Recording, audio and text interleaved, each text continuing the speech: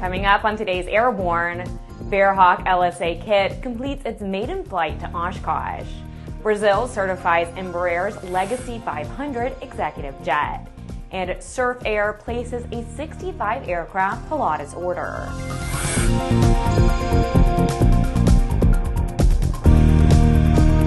Welcome to Airborne on Aero-TV. I'm Ashley Hale. The first kit-built Bearhawk LSA aircraft has made its maiden flight to Oshkosh.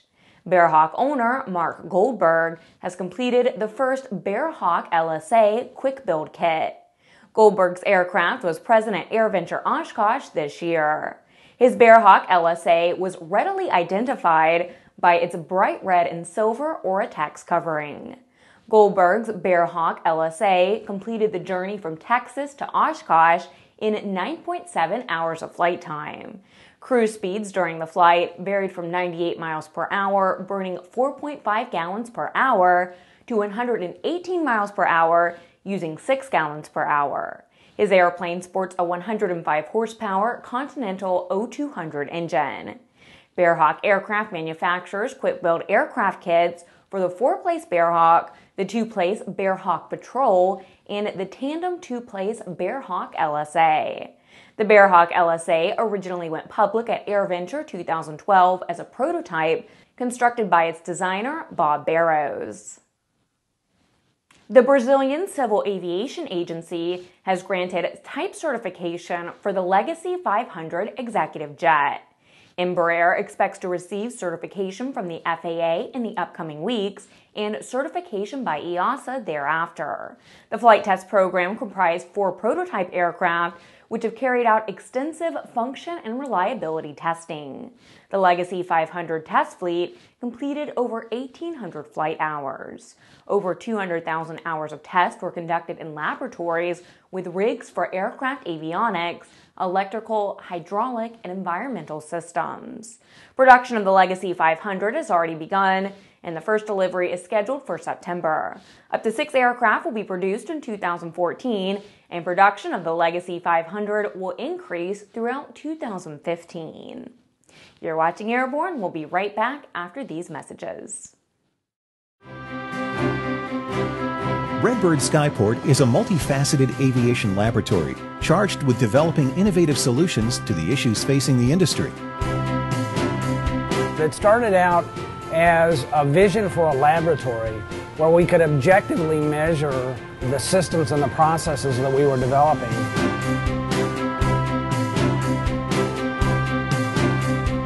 Being able to put some objective measures behind the anecdotal evidence that we have about the value of motion and the application of this technology is very, very important, because until we can objectively measure it and play that data back, we can't design training systems that make the best use of it. For more information about Redbird flight simulations, as well as Redbird's new Skyport, visit www.redbirdflightsimulations.com or www.redbirdskyport.com. Welcome back. If you'd like to suggest a story for Airborne, Aero-TV, our website, or podcast, drop an email to news-spy@aero-news.net.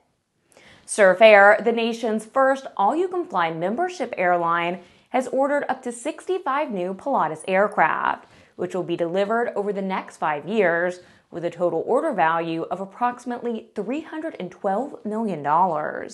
With this order, the company has formed an exclusive partnership with Pilatus Aircraft, whereby Surf Air will be the only membership-based operator to utilize the PC-12 NG in North America. Each new Pilatus NG aircraft will be configured in an 8-seat all-executive class interior to ensure a high level of comfort, class, and convenience. Surf Air reports that they started the year with 250 members, and now that has grown to 900 members. They say they plan to significantly expand this industry-changing all-you-can-fly membership business model in California and other regions of the country.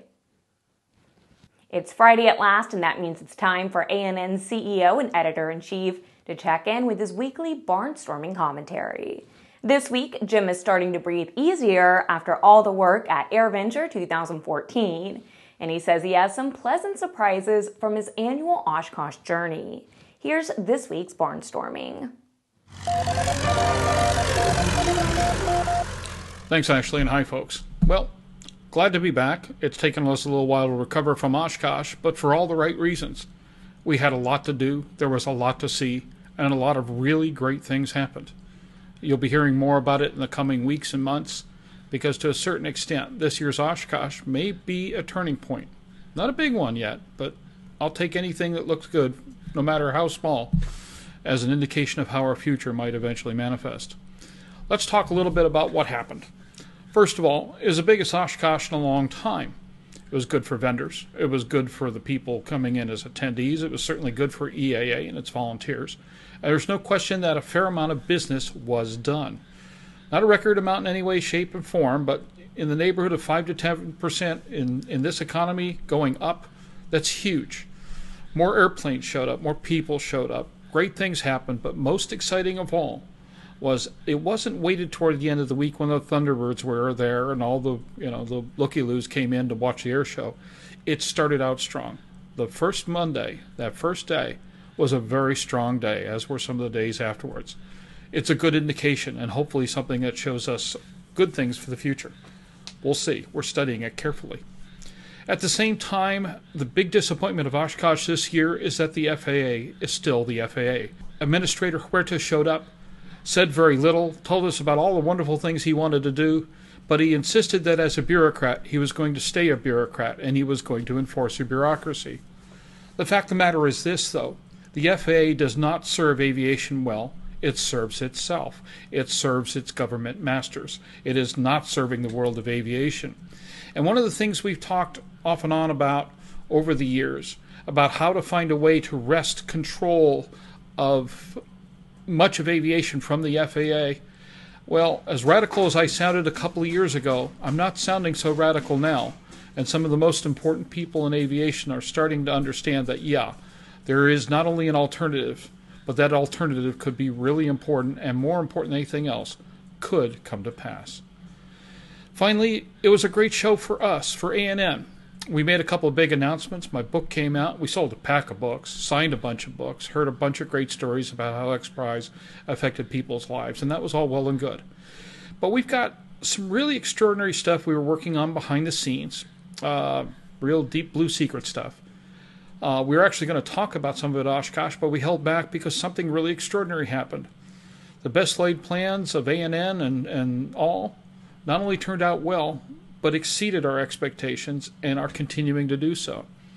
There are some really big things in the works.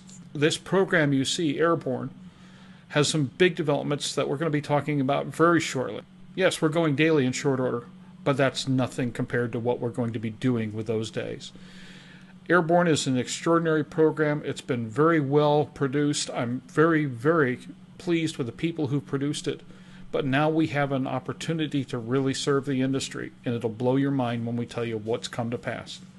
There are dozens of reasons why we are so excited right now about the future of Airborne, and even more so for the next generation of A&N, which is underway and shaping up well. More to follow. We'll talk to you soon. In the meantime, it was a really good Oshkosh, and boy did aviation need that.